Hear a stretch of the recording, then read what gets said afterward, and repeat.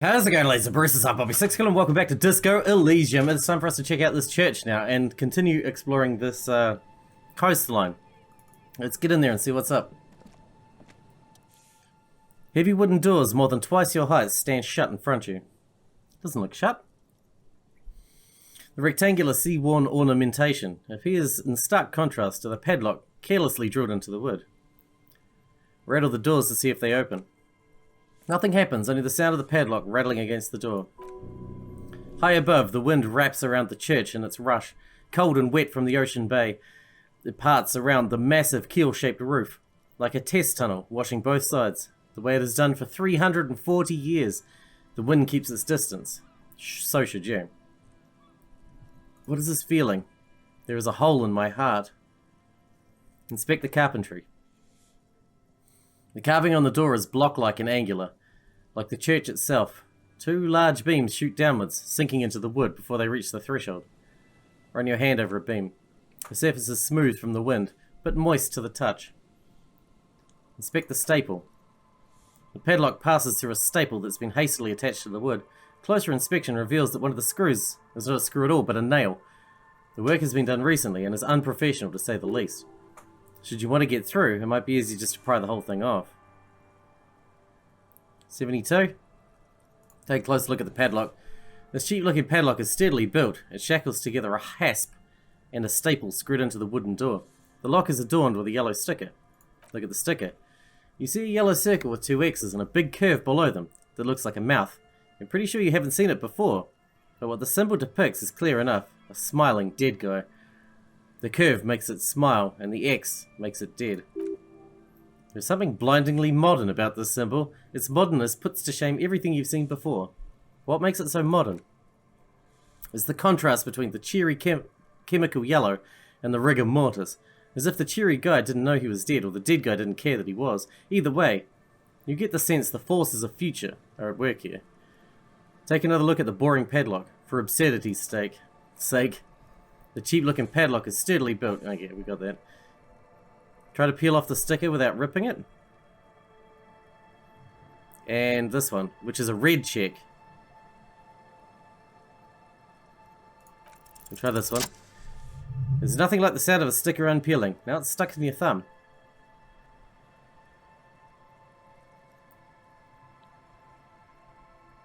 Put your sticker in the ledger after the last entry, where it belongs. Looks like today was a gold star day. Let's see if we can boost our physical instrument before we have a crack at that, because this is a one and done affair. If we mess this up, we don't get another go. Do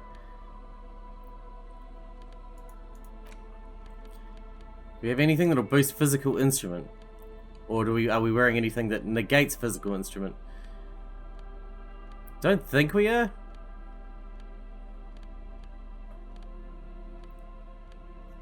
None of those are to do with physical instrument. Do we want to try now and fail and then potentially not get to do it? Or wait. 72%, man. Chances are very good. Go. You jam the pry bar between the lock and the staple and apply force. Your biceps bulge from the strain. The metal creaks and squeals. The pathetic old wood, rusty screws, and one nail stand no chance against the forces of leverage. From deep within, a bellow rips. Suddenly the pry bar snaps. Metal shavings fly everywhere. The upper half between the lock and the staple falls to the ground with a thunk. What? The fuck? How is that even possible? Your muscles do not know. This shouldn't happen. You're sure the wood look weak. I broke the pry bar. Where do I get a new one? The church does not reply. The wood now seems less rotten. The screws and one nail almost shimmer with perseverance. This surely wasn't a freak accident. Does that mean we can't go in then? All we did was break the pry bar. Are you serious? That is insane. How do you break a pry bar? Pry bars are goddamn invincible. Alright, anyway. Oh wait, there's money up there. Priorities, people. There's money up there. There's money in them there hills. Lucky we got so many morale boosters now. We still got 9. which is fortunate, because I have a tendency to hurt my morale often. A lot more often than I hurt my actual health.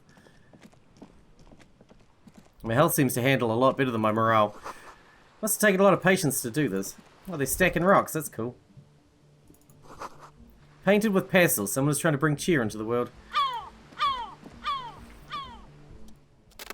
A shaggy looking girl in her late teens or early 20s kneel on the ice with an electronic contraption in her hand. Hearing you approach, she looks up. Oh, hello there. Everyone knows drugs make you invulnerable to cold. You bet this one likes to party. Dear child, it's freezing. Where's your hat? Huh? She looks up at you distracted. Maybe she didn't hear you, a little louder. I said you should have a hat on. So should you. I have got a hat on. A vaguely racist hat, but it's still a hat. Come on. You don't have to do anything. I should, and I do. Oh, I didn't notice that. It's nice. You should wear one too if you plan on staying outside in this weather. Yeah, well... Look, man, fuck the hat. Your pulse rises. Authority? I have no authority. There's a red check and cannot be retried. Is that kind of language really necessary? I'm sorry I said fuck the hat. I was concentrating on something else. My whole family swears and it rubbed off on me. There's a pained expression on her face. She'll answer your questions now. What's your name? A seal? Her hair is dyed blonde, with dark roots showing. There is a coarseness to her features, some masculinity below the timidness. And your surname? Why? I'm from the police. It's for the paperwork. Oh, okay, well, she hesitates. It's Berger. A very common name. What's that device you have there? This? She breathes on her freezing fingers. It's a portable recording device. It's for field recording. Low quality, but still. And the wires? Actually, just one wire. I picked on it until the braiding came loose. The wire leads to a contact microphone. What's a contact microphone? A contact mic records sounds from inside things, like this ice. Your mangled brain would like to know... There is a boxer called Contact Mike. What am I supposed to do with this? No idea. How does it work? The mic? I don't exactly know. Somehow it doesn't pick up vibrations from the air. The box said it only picks up structure-born sound. If you like technobabble. Where'd you get the mic from? Same place I got the recorder from. The Elysium. What's the Elysium? Oh man, you haven't been to the Elysium? She forgets herself a moment. It's the coolest place in the whole drug-addled shithole. It's a music club and a synthesizer workshop on Boogie Street in Jamrock. Musicians live there, like real musicians. I once saw Arno van Eyck. Sounds interesting. Who's this Arno guy? Oh yeah, she looks over at you, assessing your age. Guess you wouldn't know Van Eyck, or really be a Elysium going kind of person. I get down. I don't know what that means. I grind. I don't know what that means either. It means I'm hip beyond my years. That's cool. She breathes on her fingers. Looks like she doesn't know what to say. Never mind, let's talk about this contact mic instead. Sure. Does this have anything to do with contact mic? She confused. Yeah, I record stuff with it. Forget it. What are you doing out here in the cold? Recording, I guess. And what is it you're recording exactly? I think I'm recording cracks in the ice, but there's no way to tell. Not without headphones. I think I just recorded your footsteps too. Not sure how that will sound. She scratches her forehead. Wait, what happened to the headphones? My boyfriend sold them. What for? I don't know, man. Things. Just like stuff you need for life. A lie. They were probably pawned off for something suspicious. And what are these recordings for? The cracks, the footsteps. The musicians in the Elysium use them for making music. They loop the stuff, cutting the tapes together. They make music out of cracks in the ice and keys jangling. Crazy sounds like that. It's hard to explain. Nod. Anyway, I thought I'd make some too. It's supposed to be like a music place anyway. She rubs her shoulders and looks around. I don't really know what I'm doing. They use synthesizers too. I don't have a synthesizer. You said it's supposed to be a music place. What is? That. She nods towards the church. The boys think it could be a place, like the Elysium or something. Stupid. It's really, she pauses, not going to be a Elysium, that's for sure. The boys? Yeah, Andre and the guys, they're inside, in the tent. And why is that? Why are you freezing out here while the boys are inside? They got too much stuff crammed in there, no room. Stuff like what? Music stuff mostly, like this tape recorder, but bigger, and there's piles of it. You mean like the headphones your boyfriend sold? Yep, she squints her eyes a little. They were pretty. I'm sorry we sold those. Why don't you leave some of it outside so you don't have to freeze? Stuff is more expensive than I am. More expensive than any of us, really. Doesn't matter, I can take the cold. Now this is where a hat would come in handy. Yeah, maybe you were right about the hat. There you go. I like that hat. Thanks, she puts it on. It's a bit large for her. I got some other questions. A white chick. We're not going to pass that. Our empathy sucks. The device is cold to the touch. An angular Omicron logo adorns the yellow plastic cover. Underneath you see a reel of tape rolling. You put the device back on the ice. That's it for now. Okay, bye. She turns her attention back to the recording device. Let's put our other hat back on. Oh wait, that was our only hat. This hat there sucks. That's cool. We'll find something else.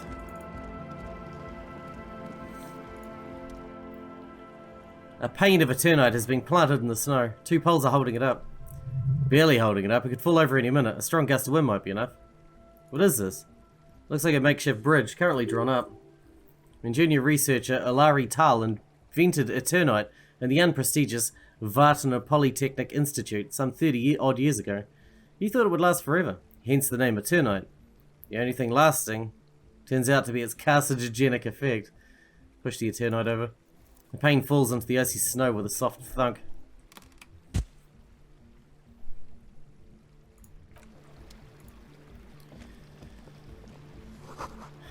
More tribalistic markings. This post is covered in little humanoids. A pole screwed into the ice keeps the tent erect. Trash from some unending party.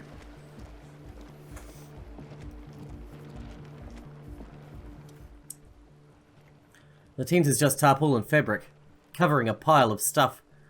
The flap is open. Inside 3 young men, all in forward-looking apparel reminiscent of the sticker on the padlock, are listening to some new form of music. It's like nothing you've ever heard. One of them looks at you. Come on! Get in and close the flap behind you. The warm stuff's getting out. Squeeze in.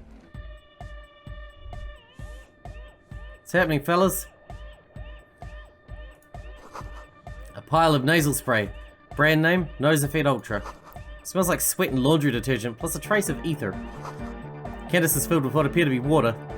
The label says distilled. A speaker, the big kind they use for live music. You see a youngish man bleaching the tips of his hair with a toothbrush. He puts the toothbrush down and extends his hand with greeting. Hello, I'm Andre. It's a pleasure to meet you. Shake his hand. His grip is strong, sweaty and warm. He's trying to project and inspire confidence. This is my posse, Noid. The young man with earrings looks at you suspiciously. An egghead. Egg! He yells. The tape player high above his head continues to blast strange music. Together with a Settle Burger, who's out there right now, doing some seriously progressive sonic experimentation, we like to think of ourselves as music venue organisers. Why are you here? You see, we've been all over Jamrock North, prospecting for real estate to establish a new venue in. Also for talent. Yeah, thank you, Egghead. And while there is no shortage of raw, unfettered talent spinning tapes in Jamrock, we've had rotten luck with the real estate part. Place is a shithole. I apologise for my friend Noid's potty mouth. I realise this is not how you speak to a police officer. He has authority issues. There's no need, the place is pretty bad. Which brings me to the problem of occupied ecclesiastical property. I bet you've noticed the derelict hive of narcomania on the coast. What are you talking about? I'm talking about the church. And I'm not exaggerating. Even a place of spiritual refuge can become a magnet for all sorts of dopeheads and burnouts if left unattended. Dope heads. Burnouts. He angrily spits on a screw, then starts cleaning it. Well, I'm sad to say, that's exactly what happened. Sad because we were just about to put Martinez on the map with one of the maddest dance clubs in Jamrock. Nah, strike that, in Revershov. Strike that, the world! And sadder yet, because the dopeheads and burnouts hold up in there are the worst kind. He leans back a little, watching you with a steady, serious gaze, letting you imagine how bad those dopeheads and burnouts really are. Good, this calls for an opinion. You're an expert in those. What kind? The spooky kind. What exactly do you mean by spooky? All I was hoping you would be the judge of that, officer. All I can say is, their spookiness is the kind that keeps us from restoring this church into a community centre and a place of spiritual refuge. Also, they don't heat or clean the building. Shit's gonna collapse. People just want to spin tapes without them spooking it up. Place has bad signs. No one can dance like that. Thank you, egghead. He turns to you. So you're gonna look into it, right? It should be a police matter, getting them out, whatever spooky stuff they're doing. I'm sure it's not what the ecclesiastics meant their property for. I'll look into it, tell me more. Alright man, he claps his hands enthusiastically. Andre is obviously very happy you took him seriously. The whole tent is. The boys exchange giddy nods. Did you put the padlock on the door? Yes, I asked Noid to install a measure against more drifters wandering in. It's a temporary fix, just something to contain the situation. I had to do it in a hurry, not my best work, but it should hold for a while. What about the key? Of course, Noid, give the officer the key. Alright, the speed freak dips into his belt pack and produces a yellow key. Then he makes a sudden cool and fused move, tossing it your general direction. Oh, let it fall to the ground, then pick it up like a normal adult person? Let's try. 28's low, but it's as if the time is frozen somehow. You think you can sense the key moving in the air. Yeah, this is going to be way cool. Don't ruin the cool by overdoing it. Raise your hand in front of your face with minimum effort. Blam! Straight in the eye. Straight in the old eye orb. In the looking ball. Man up, it's nothing. Pick the goddamn key up and put it in your pocket. With your hand on the good eye, pick up the keys. I'm getting too old for this. Where are we? My bad. Be careful in there, officer. And tell us how it goes, yeah? We'll be here. Alright. I figure a 28% chance of looking cool was totally worth it. You know, imagine if I actually had grabbed it. I would have looked awesome. And if I don't, then, you know, whatever. It didn't look any worse than just letting it fall to the floor and then picking it up. Open the padlock with the key. The lock turns easily. You hear the click as the shackles pop open. Pull on the doors. A great whoosh of air rushes into the dark innards of the church as though rushing to fill a great vacuum. In the heart of the city.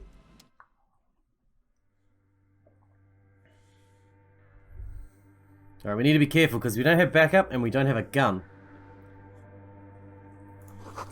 A strange stillness fills you as you look ahead. You should walk here, not run. Okay? This grotesque wooden figure looks half finished.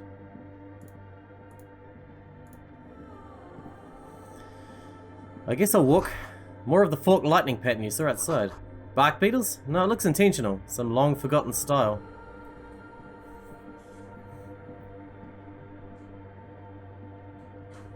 There's nobody here. The blackboard is filled with complex equations. They look recent.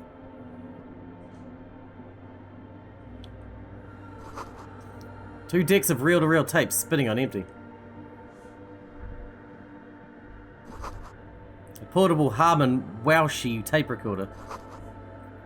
Is it possible it's recording something? Stained glass window in white, silver, and apricot faience. The young mother of humanism stands above you. A crack runs across her body. She is impossibly tall, oval-faced, and sad. A dark and radiant majesty. This is her, innocence, Dolores Day. Cradled in her arms are a pair of glowing lungs, clearly visible from underneath her flowing dress. You should kneel. Kneel. Your knees touch the floor. The floorboards are hard and cold. There you kneel among the snowdrifts. Diffused light falling in your hands from beyond the glass. Look up. The woman looks down at you kneeling. She towers among her followers, architects, laymen, courtiers. There is a sad smile on her lips, and a glint in her green-blue eyes. Of what? Compassion? Remorse? She acknowledges the passing of someone who is still alive. It's morning.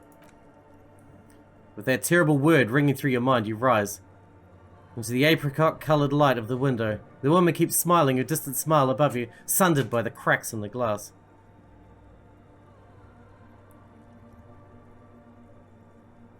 We can do both of these. Oh my god. It's a mystery. A mystery sprinkled with self-pity and regret. For some reason, unknown to your mind, looking at her delicate eyes makes you feel like you're ready for drowning. This is the young mother of humanity. And that you should go. Do something else. Escape her sad, worry-worn look. A jigsaw of broken shards falls into place in front of you. A ghostly reconstruction of the stained glass window. Before it was shattered, there was an older woman beneath the younger one, and a text. A leitmotiv below them both. What shattered this mosaic? Unknown. Who is this older woman? The escutcheon on her throne says Irene the Navigator. She is depicted as an older woman wearing thick-rimmed eyeglasses, holding a golden Reichsapfel in one hand and a scepter in the other. This is the Queen. Her innocence die advised. Above, she herself is whole. Small figures of wise men, common men, worshippers walk up the stairs to stand at her feet. Secret servicemen, farriers, stand in a row guarding her. It must have taken years to produce this work in all its dizzying detail. This motto, what does it say? Below both women, in luminous black letter, après la vie morte, après la mort, la vie de nouveau. And then along the left side, après le monde, la grille, après la grille, le monde de nouveau. Afterlife, death. After death, life again. After the world, the pale. After the pale, the world again. This is the great leitmotif of humanism, a summary of the effect of the discovery of this Sixkilla, the Insulindian, on human thinking, a tremendous sea change akin to finding life after death. You step back. The Tower of Humanism towers above you, the mother of humanism, a wax painting on a cracked pane glass. Nothing has changed in her expression. Turn away. I can't believe we failed that check. 82%. Someone's siphoning electrical current from outside into this antenna. A machine stands in the corner, watched over by the figures on the stained glass window. It's turned on, quivering with soft electricity. A quaint little box of radio waves. Step behind the machine. As you step closer, you notice the virescent play and print buttons on the keyboard. A hatch connected to the central compartment is wide open. Look inside. Beneath the hatch sits a cube-like crisscross of filaments, smouldering in the dark like fireflies. Silver tape on the side says in a black marker, Log, Feb to March. Press play. The speaker comes to life. Static seeps through the machine's planar magnetic driver. An old lady greets you. Her voice sounds 100 years old. Good afternoon, Fortress Accident on St. Brune. This is East Insulindian Repeater Station 1. Please repeat, is this the personal log? It's the same old woman you spoke with in the radio computer, in the doomed commercial area. Yvonne, it's me again, how are you? Good, thank you. It's not clear whether she recognizes your voice. Please repeat, is this the personal log? I looked inside the core, but the tape on the filament said log, Feb to March. Good, please repeat the password. I don't know the password. Received, I will register this login attempt. Fortress Accident, is there anything I can do for you today? Fortress Accident, like the one in the Doom commercial area. I have 2 machines registered to this company, name and Martinez.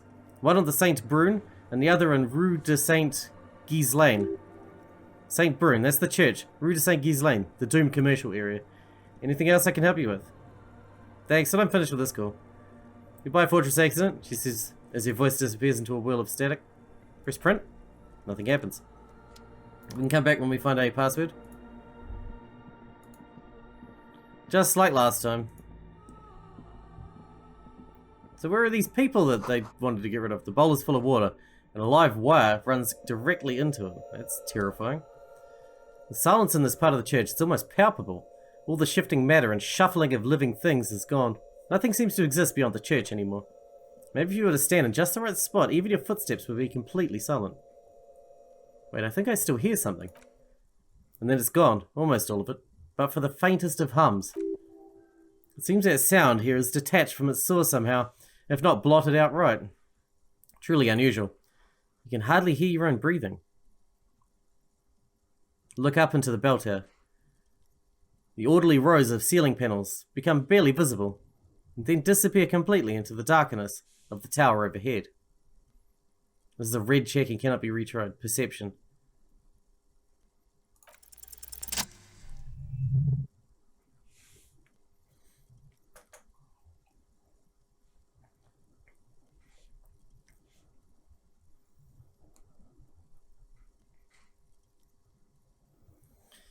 It's like there's something moving up there. A shadow has emerged from the tower and is making its way towards you through the other shadows. Follow the shadow's movement. It is not a shadow anymore, becoming more substantial as it gets closer. The shape of an animal descends. Oh no, you've lost sight of it. Where did it go? Prepare for an attack. On the ceiling? Yes, the darkness makes the ceiling feel infinitely far away. It's climbing down, holding on the beams. Blink. Please don't kill me. What's a person? You see something hanging from the rafters, looking straight at you with dark eyes. Maybe it's possible to talk to it? Hello? Is that a man? A man made of the same stuff as the carpentry of the building? He's studying you intently. Hey, who's there? The man leans forward a little, fixing you with a steady, unreadable gaze, then speaks. I bet your alcohol use has made you into a scared little pussy, Holmes. But don't worry. Everything's gonna be alright. You've come to the right place.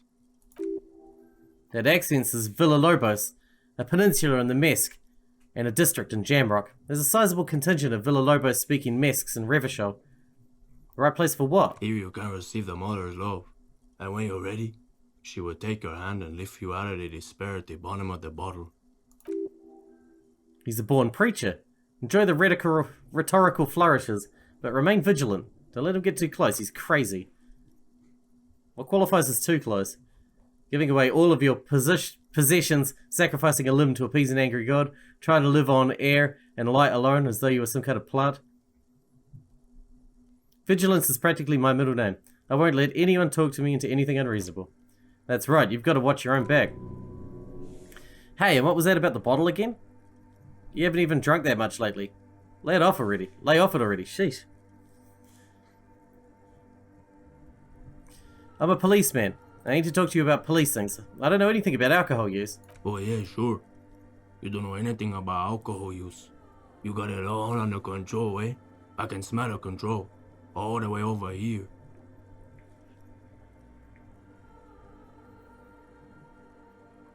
I'm doing just fine, thank you. I know it's hard to admit you got a problem. I was like you once. Couldn't take an honest look into my own heart and see I was in pain. Look at these crazies. What is this shit? That's all well and good, but we need to talk of the unlicensed occupation of this ecclesiastic property. I don't even know what we it need is. to talk about is how the mother can really help you, Holmes. His voice echoes in the cold air of the This church. is the Church of the Mother of Silence. You are welcome here. He sways gently on the beams, waiting for you to take it all in. You have no idea what the fuck he's talking about. Is he just trying to throw you off your game? It's not an act, my liege. Saving, perchance, he hath deceived his very self. This man is a zealot. Did you just climb down from the church tower? Sure did, Holmes. Are you even human? You weren't moving like a human. He chuckles. I am, at least in part, Holmes. Until the mother's love burns away the crude distinctions of my body. At least you're human, that's a relief. He grins. Glad you're feeling more comfortable. First timers are always nervous. Alright, what are you doing here? This is a special place. There's a perforation in the world up here. A way out into nothingness. He nods toward the ceiling. This church is built around it for purposes of veneration. I circle it, nurtured by the silence bestowed by the mother. One of these days, I'll be pure enough to go drink from it directly. The mother of silence, you mean her? Point to the window. No, no, no. There's a new god in town, and she can't be painted or sculpted because she has no limbs, or even a face. She is the end. She is a cavity in the dark beyond sense. She saved me. But I couldn't describe her to you. No one can, Holmes, and no one ever will. His adoration is beyond sexual. This cavity is something that no human form has. What will happen once you drink from this perforation? I will be incinerated, but not destroyed, finally at one with the state of the world before reality began. It sounds a bit like substitution behavior, no? You know, a thing or a few about that. You sure you didn't just switch one drug for another? It's not like that at all, man. It's just faith and joyful service. Too gleeful, those words. He's lying. Not to you, to his very self. Faith is a kind of drug. He shakes his head. I've heard that before, hey? And I know I can't convince you on the spot, but think. When's the last time you woke up from a silent communion with a hangover, regretting what you did last night? I think love may have been my drug of choice, and I'm still hungover from it. He looks at you gravely. She took you for a good spin, huh? Don't worry, bro. That love is but a drop compared to the ocean of the mother's love. The mother will eat all of you and never spit you out.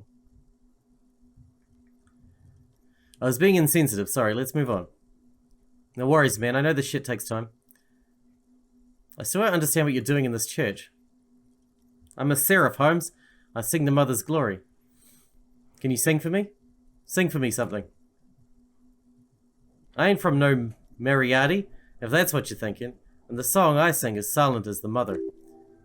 Mariarty is a mesque style of music and dance commonly seen at all manner of festivities, especially weddings. It's delightfully quaint, owing to its peasant origins. How'd you even find this place, this church? Hard to say. I think I did some construction work here, back when I still had material worries. Up there, I realised what the true purpose of the church was. Been spending a lot of time here ever since. The past is nothing new to me, eh? It didn't belong to me. I have other questions. You've been here a long time. Do you know why the church was abandoned? Police raid a while back, he responds, the voice suddenly flat. Did you see what happened? Not really, or at least I don't remember much of it anymore. The mother's love has done its job. That's what's so great about the mother, it lets you forget about everything. Some ravers want to turn this place into a nightclub. The ones in the tents outside, right? I seen them. Think they're scared of me. Wait, do they have a reason to be scared? Nah, man, they look pretty funny, and I don't harm anyone no more.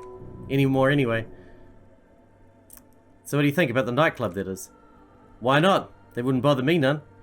I'm usually way up there, imbibing. Ain't no music on earth that can reach where I go. It'd be nice to have some company. Do you know where this other spooker is? Point at the strange machines around you. Other spooker? Oh. Esa Vegeta. Vegeta? Muy estudiosa. He laughs. Dunno, Holmes. Grandma? Okay.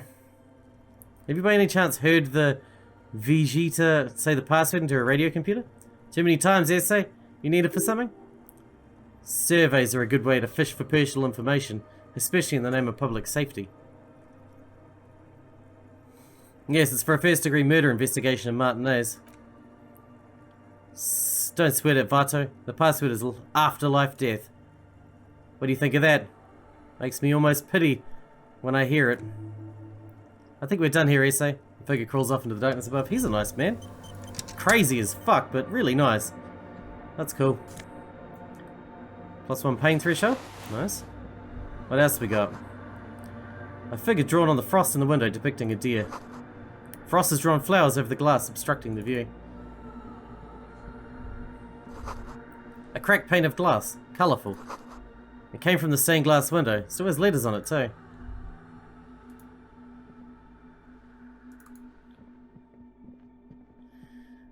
Alright, there's a few things we can take here. A spider has spun its web around this wood-carved pillar. We'll take the last of the stuff and then we'll go talk to the party guys. Crap, we're out of time again. +1 empathy. Ooh, very nice. Oh, we gotta use the computer. We'll do that before we wrap the episode up. Press play. Speaker comes to life. Static seeps through the machine's planar magnetic driver. Yeah, I know. I know the password. Please repeat the password. Afterlife death. Good. I've unlocked the filament. After ending the call, please press print to access the filament. Fortress Accident, is there anything I can do for you today? That's it. Goodbye, Fortress Accident, she says as her voice disappears into a whirl of static. Print. The printer prints out a long text document with dated paragraphs. Looks a bit like someone's journal. Read the printout. The first entry is made on the 4th of February, 52, by an unknown author. It's short and concise. Arrived at the church, the door was boarded up, so I used a crowbar to get inside. Looks like the place has been deserted. Nothing out of the ordinary, but I'll ask around. Need to figure out how to get electricity in. Read the second entry. 6th of Feb, 52. Had a little chat with the local fisherman. Said I shouldn't go near the place, that the church was spooky and ridden with narcotics. It's a little spooky, alright. Still haven't figured out the electricity. See, even one of the spookers themselves said it's unnerving. What was that about narcotics? This could prove to be interesting. Read the third entry. 7th of Feb, 52. Finally got the electricity in. Next on the agenda, a new antenna. I'm thinking Eska series, something advanced. 4th entry. 8th of February, 52. Bought the antenna. Had some problems setting it up. Called Simo for help. Heard the others are back to making art. Drinking somewhere out of town. Sulaslaw started a rock band again. Lexi's been seen asking money from strangers. But at least the artists have their act together. They're qualified labour. They can get work anywhere. Graphic design, ads. The programmers are doing fine too. I mean, they're programmers. The writers, though, they're fucked. I just have to find out what caused the data loss and be done with it. Still don't understand how it managed to wipe out the backup, even when the backup wasn't even connected to the front. I know. Everyone thinks it's impossible. They say I must be lying. I'm here to set it right. She must be talking about her former colleagues from Fortress Accident. They all sound like radio game people. 5th entry. 12th of Feb, 52. Brought some food from the grocery store. Apparently there's a strike going on at the harbour. Definitely not happy to see Martinez people again. Everything's now set up in the church. Gonna start working tomorrow, 8 AM. 25th of Feb, 52. I've been sending data up to Lintel for a while now. Trying to recreate the data loss. But nothing. Didn't even feel like logging in, the disappointment. But I did discover a curious audio-spatial anomaly at the back of the church. I've named it the Swallow. It swallows sound. Need to get some mics. A shiver runs through you as you look to your left toward the silence. 28th of Feb, 52. Yes, the first recordings confirm the swallow is real, and I'm not just losing my mind. It's a pillar of silence with a diameter of approximately 3 meters. Seems like the higher I go up, the less I record. This might be a coincidence, or it could be connected to the data loss that led me here. March 52. Some kind of young disco men have appeared next to the church. I've been trying to record the silence to find the epicenter, but now it turns out I've also been capturing the future of dance music, one neo-disco song over and over again. Fortunately, the song is so monotonous I was able to devise an algorithm to factor it out.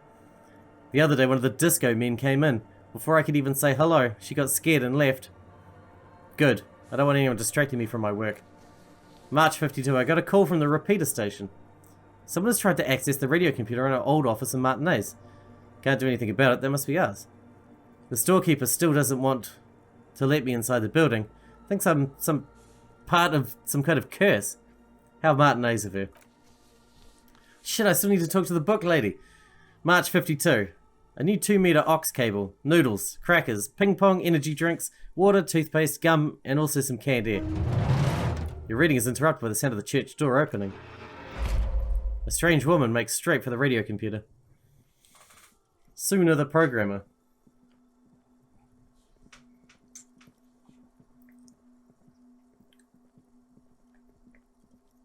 Hi.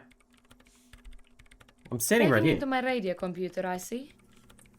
She glares at you as she holds the off button for several seconds. The machine reboots. I'm here on a side case representing certain music venue organizers. No, I'm not just breaking in. I'm pursuing a mysterious lead in search of my lost identity. You won't find any answers from here. She barely looks up from her keyboard. You hear the machine whir back to life. It's just me and my computer, and it has been this way for weeks. Now, please give me some room. I need 2 seconds to see that you haven't destroyed anything. Are we good? What is it? Didn't break anything, did I? No, you just printed out my personal log and wasted some paper. Doesn't look like a big loss to her. Are you the lead programmer of Rural Untethered by any chance? Yes. Or no, not anymore. That project is dead. She doesn't seem surprised to be recognized. Rather sad. Something passes over her face before she straightens her back. Sorry, but who are you? What are you doing here? I am Sona Lukanen Kilde, the former lead programmer of Fortress Accident and RSA radios. I have over 16 years of programming experience, and I'm proficient in both Vox and Orbis languages. If you're not here to hire me, I don't really know how can I help you. She turns back to the terminal. Did she say over 16 years experience? She must have started programming when she was still a teenager. What are you doing in an abandoned church? You really like these questions, don't you? There's a hint of amusement in her tired eyes. They're bloodshot. She really hasn't been getting much sleep lately, has she? I'm a police officer. It's my job to ask questions. I'm conducting a scientific research here. You can't throw me out, she says, ready to stand her ground. What research? I'm looking for the location of a 2mm hole in the world. Wait, what? She's looking for a disruption in the radio waves. That's what her personal log said. Is the hole connected to the data loss in your journal? Yes, that's what led me here. She stares at the burnished antenna on a nearby table, but I suspect it might be something a bit more complicated than that. A hole in the world, what does that mean exactly? Exactly, what does it mean? There's something frantic about her as she locks her gaze with you, her eyes shining like pearls. Up till now it's been impossible to say what it is, because it's impossible to measure nothing. What do you think it is? What qualities does it have? How do you measure something that doesn't exist? She's suddenly absorbed in the conversation, waiting for you to answer. Easy, you measure it by the world around you. You measure it by collecting data on its surroundings, on that which exists. Exactly, she nods. Very true. That's what I've been aiming for. That's why I have those basins. I've tried using hydro transducers to record the silence, to find out where it begins. But honestly, it's not progressing very well. She grows silent, staring at her circle of basins. Looks like some kind of ancient ritual. Do you have any idea where this hole might be located? Somewhere under those roof beams, I assume. She looks up, trying to pierce the pitch-black heights above, but without much success. Well, that man knows. Only a faint crisscross of rafters can be made out from the dark. Most of the tower disappeared into the shade. Why there? There's this place at the back of the church, a place where all audible vibrations seem to cease. I've named it the Swallow, and the higher you go up, the less you record. This is where the Crabman lives. I know. You don't think the Crabman might be somehow responsible here? No, I don't. That's all I want to know about the scary hole. Have you seen the man living in the rafters? No, but you know he's around. Yes. He's seen you. And? Okay, it's probably not a big deal. How do you feel about anodic dance music? What? She squints her eyes. I hate it. I bet she hasn't heard it.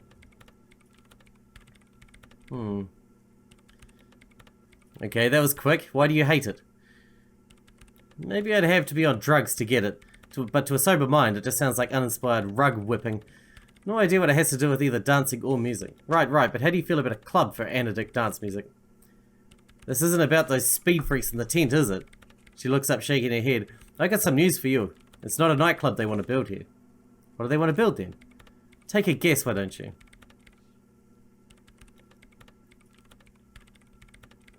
Maybe some community space to help the elderly? The lead programmer sighs. I can't believe they got you so easily. Go have another talk to those up-and-coming entrepreneurs, will you? Thanks. Why are there so many machines in this place? I brought them here. These are my machines. Please don't touch anything. Why do you need the antenna? I use the AR1 as my REM Perfect processing unit. I don't understand. REM Perfect is my radio computer, she explains. Okay, well, oh, breakthrough. The T500. Remember that weakness you were looking for in the ceramic armor? Like, maybe it can only stop small, fast projectiles, but a large, slow-moving pry bar would shatter it. Or, if I run an electrical current through it, will it melt? Or, personal favorite, frequency something something radio weapon. None of that would work. You'd have to shoot the part of the enemy that doesn't have the fair weather T500 on it, because the armor itself is invulnerable. Good news is, so are the armor pieces on you. +2 hand-eye coordination against enemies in the FT500 armor.